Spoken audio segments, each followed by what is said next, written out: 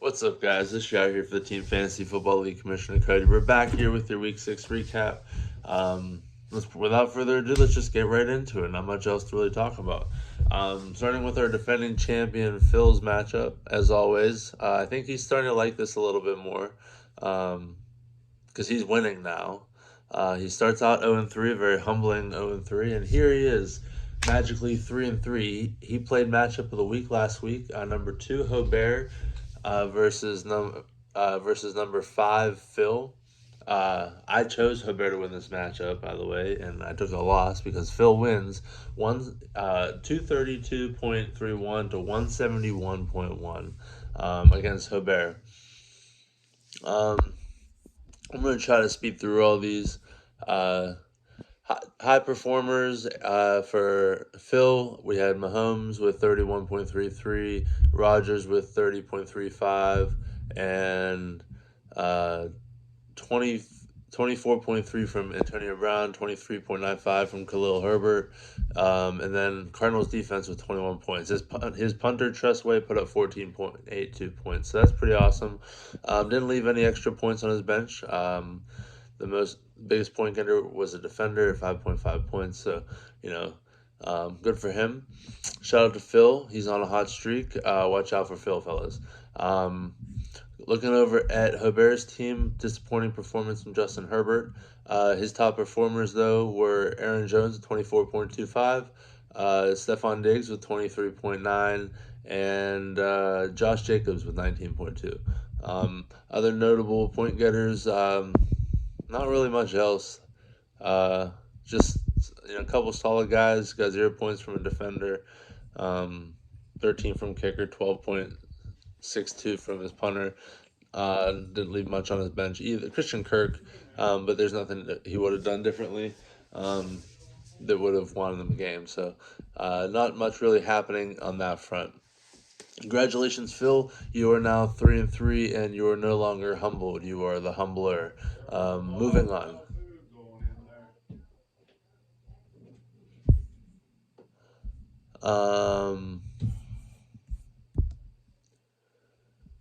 Number 13, Joe, versus number 6, Scott. Joe.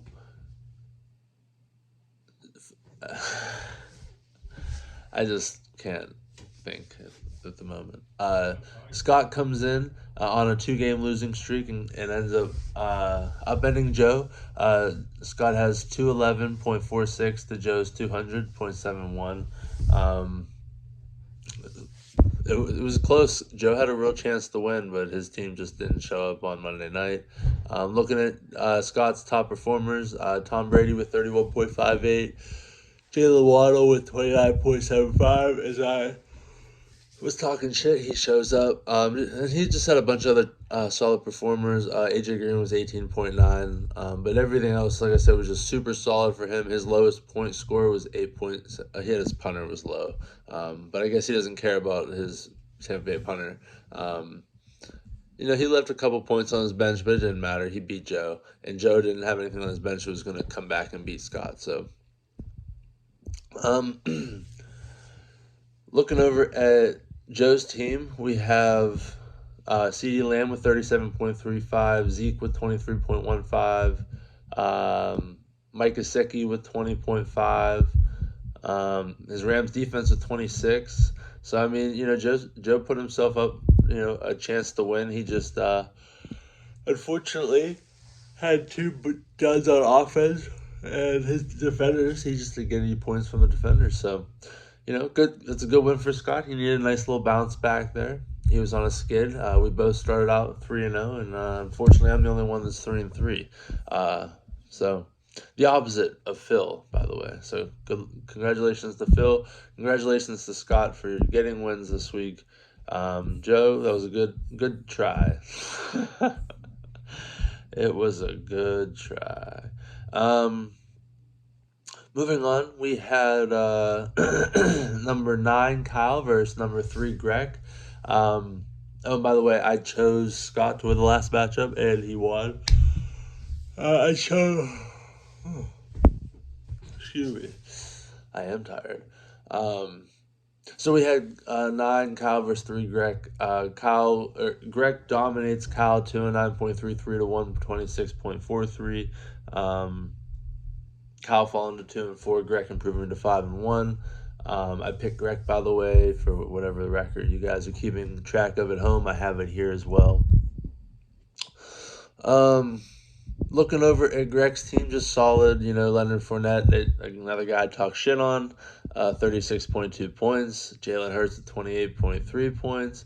Dalvin Cook with 29.55. Didn't even have a second quarterback. It's about where I was on bye. Left Darrell Williams on the bench.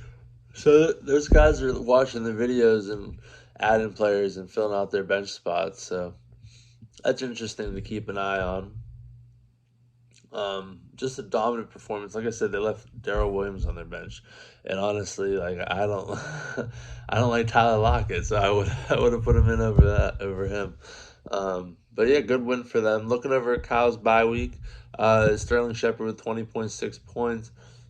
Baker with 17.81 and 15.2 from Jamar Chase. Not much help anywhere else on that team.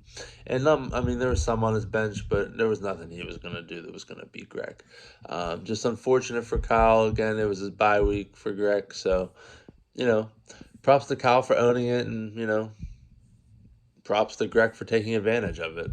Moving on. We have number 12, Brandwagon, versus number 8, Doug. Brandwagon takes control and wins 198.22 to 177.59. Improving to 3-3, while Doug falls to 2-4. Top performers for Brandwagon: 42.35 from Dak, 33.3 for Jonathan Taylor, and 24 from TJ Watt. That's awesome. Cole Holcomb had 19.5 for another defender. So, solid output there. The rest of his offense, other than Mark Andrews, really put up less than 9.3 points each. And that was pretty much it. He didn't get much help other than that right there. But guess what? That got him the dub against Doug. So, he left Marvin Jones on his bench with 24 points. OBJ had 12.9. He could have hit 200, but excuse me. I don't know why I yawn so much. Maybe it's my... I don't know. Looking over Doug's team, unfortunate for him, he had a Cooper Kupp with 36.5 points, James Robinson with 23.35 points, and the Cowboys defense with 19.03 points. He also had Tremaine Edmonds with 16.25. That's pretty cool. His punter had 10.35, so that's, pretty solid for a punter. And the rest of it's just kind of solid. Tyler Boyd had 1.7, so that's kind of dirty. Looking at his bench, he had 16 points, 6-4 from the Ravens defense. Not that they're better than the Cowboys, but yeah,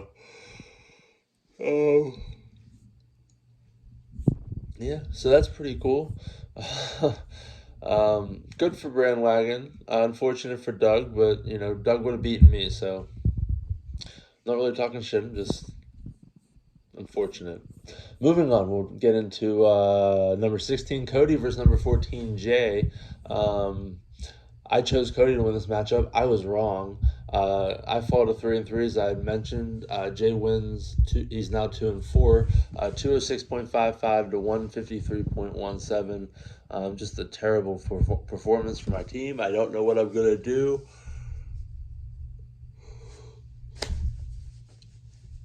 I don't know.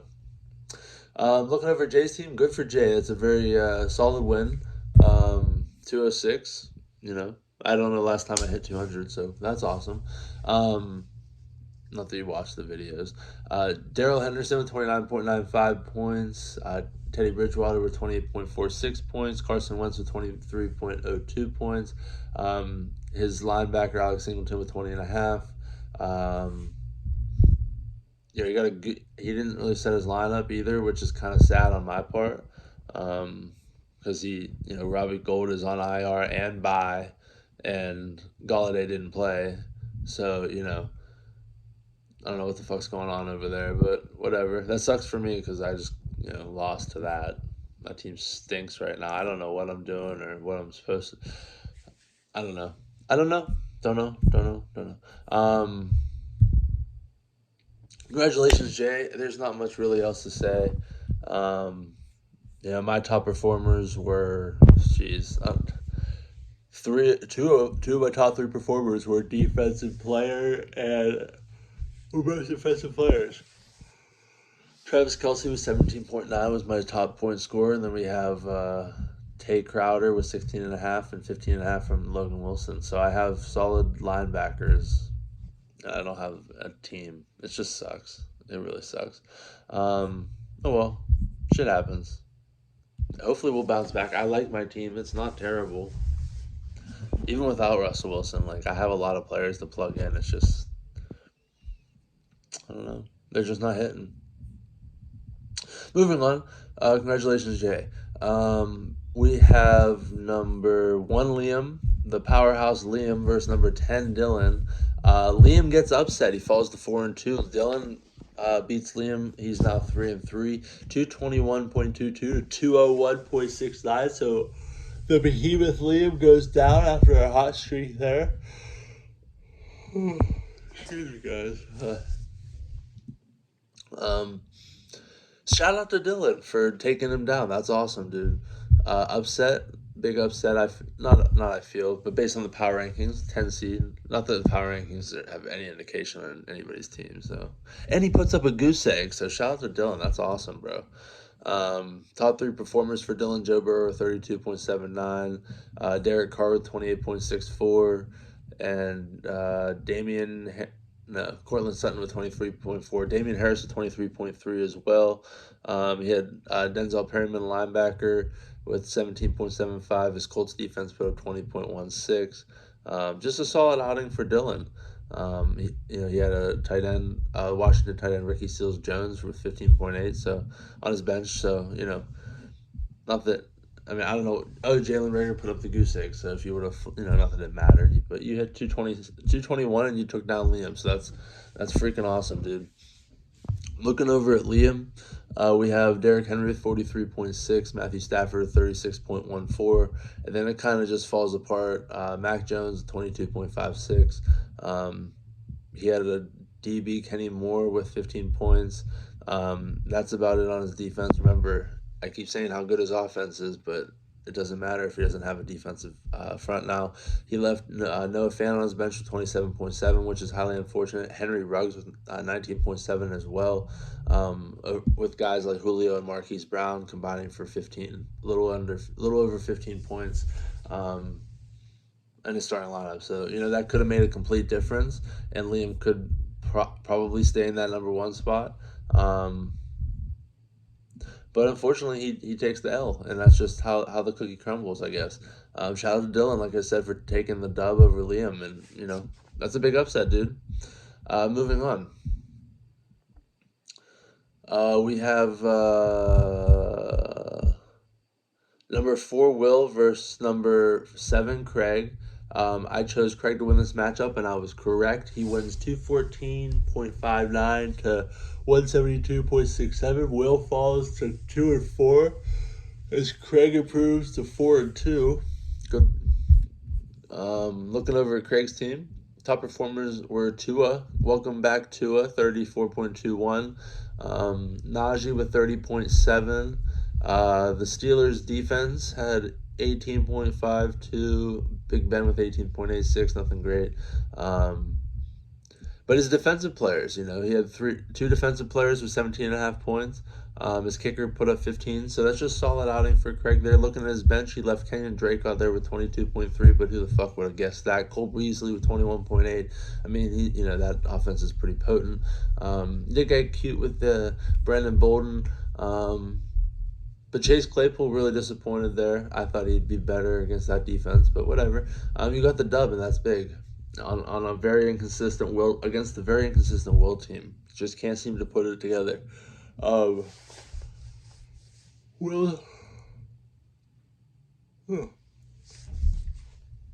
Will's top 3 performers.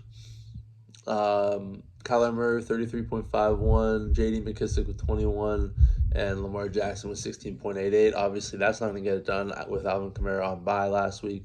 He left a safety on his bench with 15.5 points. He got a little bit better production out of defensive players this week again than he did last week, but he just isn't getting much support anywhere consistently.